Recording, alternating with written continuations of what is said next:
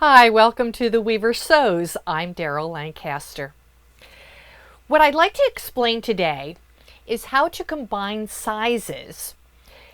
And so, for example, if you are a little fuller in the hip, you may want the next size up. And so because I use colors, let's say you've determined you're a blue on the top, but you want an orange hip.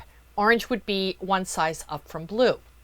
No problem, right? We'll just join a line from the underarm that starts on the blue line and ends on the orange line. The problem comes when you have a dart that ends at the side seam. That complicates things. So what I'd like to do is explain how to combine sizes at a side seam when there is a dart involved. This is my 200 jacket, and you'll see a side bust dart. This is more like a French dart. It comes down low into the side, and this has a waist dart. What we need to do here is combine, let's say, the size blue, which follows this line, and end up at the orange. How do we make that transition? The easiest way that I like to work is to actually trace the pattern parts that I want onto a pattern tracing medium. This particular one is called Red Dot Tracer. I'll talk more about the advantage of a pattern tracing medium in another video. But for now, I'm just going to line this up on the lines that I have previously traced and anchor it. My main cutting table has a rotary cutting board, and even though it's technically pinnable, I don't find that to be very helpful. I much prefer working with the old-fashioned cardboard cutting board that has a grid on it, and I have folded it in a way that just gives me a lovely surface to work on, where I can use push pins to anchor the two layers together, the pattern tracing medium and the actual pattern. So I have traced all of the important things so far. I have traced all of the front, the shoulder, and the armhole. I have traced the dart. I have traced the waist dart. And I have traced the hem. And all of the lines and the markings that I've traced, I have traced for the blue size. Now here's where we begin to combine. So the blue size side seam cutting line begins here.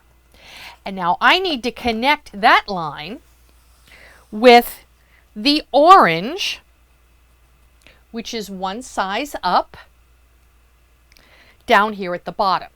How do I connect these two lines when there's a dart in the way? So now that I have established these two lines, what I'm going to do is remove the traced version. It'll make it so much easier to handle.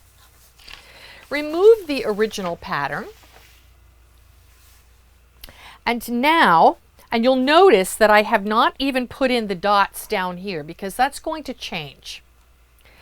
What I'll do now is fold on the dart folding line and use my pins to pin out the dart on the dart legs as if I were actually sewing the dart.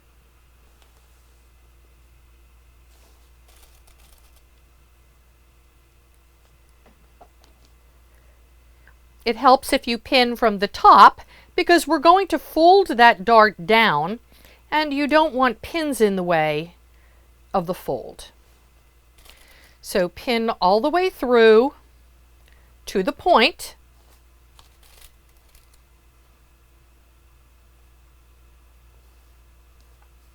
And one more to the point.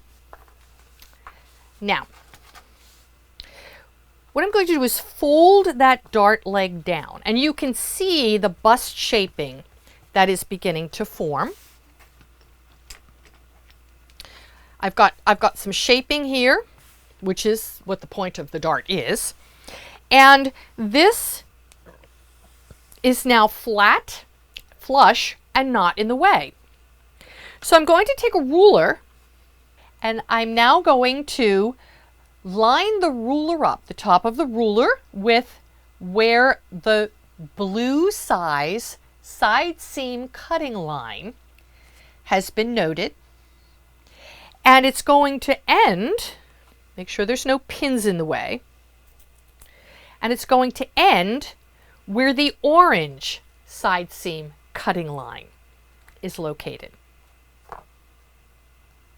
I'm going to take my pencil and I'm going to draw straight through to connect the two. Okay, make sure that the dart flap is clearly marked. Now, the dart flap will fold up, and you may not be able to see that on camera. Let me make that nice and dark so you can really see through. When I fold the dart flap back, I can see here a black line that mimics the top of the dart leg. I'm going to just trace that right through. So if you see, this line is now repeated on this side. Once I do that, I can now realign the ruler with the blue side seam cutting line and the orange side seam cutting line, and continue to fill in the missing spot that didn't get traced when this dart leg was folded down. We're almost there. Now, I'm just going to pull one pin, a couple of pins out here just because they're in the way of the ruler. I'm going to take my little trusty seam gauge.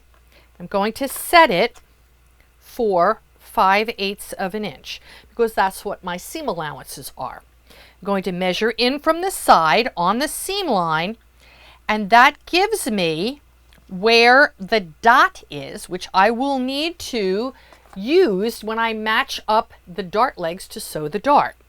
So I can now fold this back and transfer that information on this side. Now I'm going to take out all of the pins and you'll get to see what this looks like.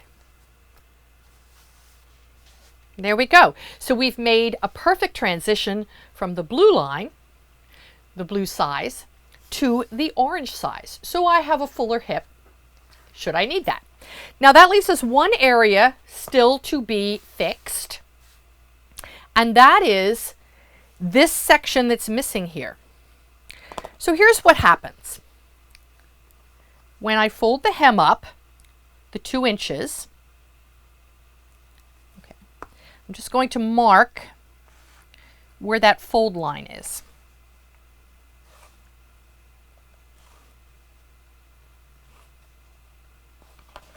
And when I fold the hem up on that fold line,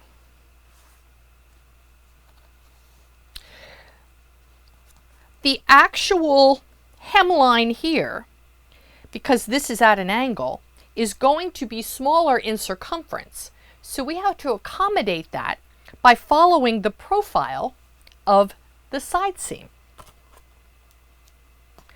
So I'm going to look through and find the side seam line and trace that nice and dark. So that when I unfold the hem, I can see through. And now it's just a question of lining everything up and completing the lines. There we go. Now we have a jacket front that accommodates the blue size with a little bit fuller hip the next size up. And we've dealt with a side dart. I'm Daryl Lancaster for The Weaver Sews.